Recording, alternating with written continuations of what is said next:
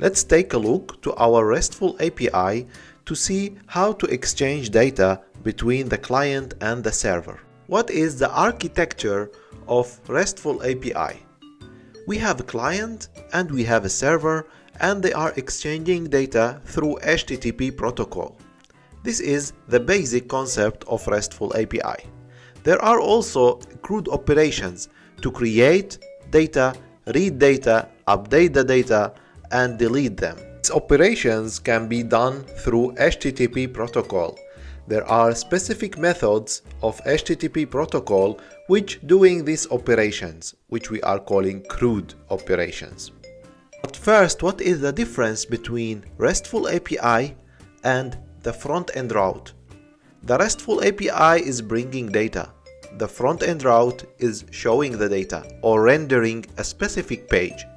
When you open your browser and put RESTful API link, if you have access to get this data, then you will get a string which consists of JSON or XML file.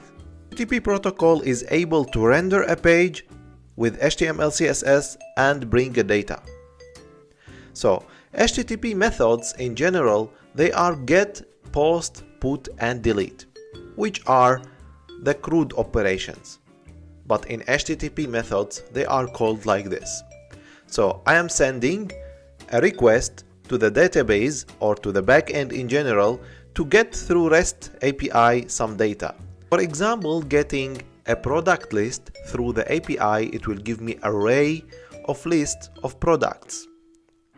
Getting a single product by passing the ID of this product, it will give me JSON file with all detail of the product.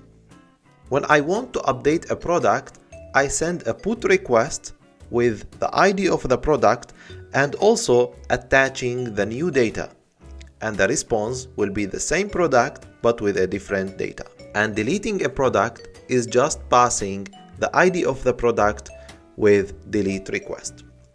Creating a product need to post a new product. So I am using the main route of the API of the products, and then I am passing a new data. The data, which for example name of the product and the image.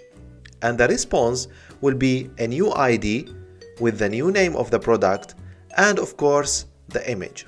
Those are our API requests to get the data or post or delete or update data in the server. And I am using API/v1, which is meaning the version 1. So when you want to update your API in the future, you add a new version. So the users are still able to use the older versions of your API.